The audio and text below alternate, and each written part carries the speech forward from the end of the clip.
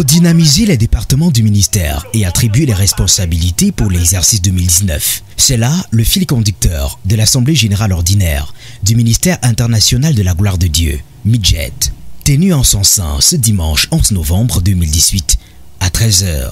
La rencontre a rassemblé les frères et sœurs engagés dans un département du ministère. Au Cameroun, à Bafoussam, quartier Tamja, région de l'Ouest. Tous conviés à cette réunion présidée par le président du conseil d'administration du dit ministère, le révérend Olivier Arkatok, qui a d'entrée de jeu exprimé sa satisfaction suite à la détermination mutuelle qui a animé les troupes au courant des récents événements organisés par le ministère, notamment les 5 nuits des décisions et le programme « La pauvreté n'est pas de Dieu ».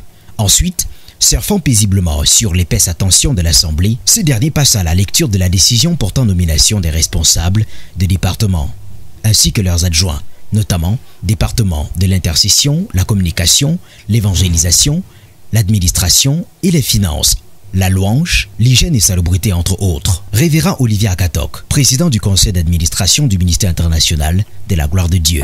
Je voudrais dire à tous les collaborateurs que nous avons responsabilisés ce matin que l'heure n'est plus au sommeil. Parce que nous tous, en tant que serviteurs de Dieu, nous devons avoir la mentalité de quelqu'un qui rend compte. Vous voyez, la Bible déclare que le Seigneur lui-même, il a rendu compte parce qu'il a dit quoi? Je n'ai perdu aucun de ceux que tu m'as donné, sauf le fils de la perdition. Il avait 12 disciples. Et il a dit à l'Éternel que tout ce que tu m'as donné, je n'ai perdu aucun.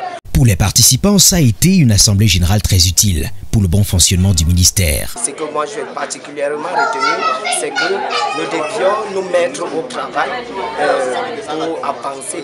Le ministère international de la gloire de Dieu est une association chrétienne qui a pour but le salut des âmes.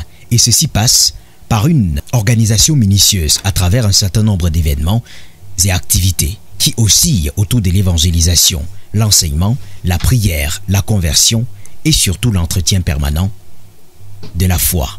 À cause de son nom, quand je marche dans la vallée de l'ombre de la mort, je ne crains aucun mal.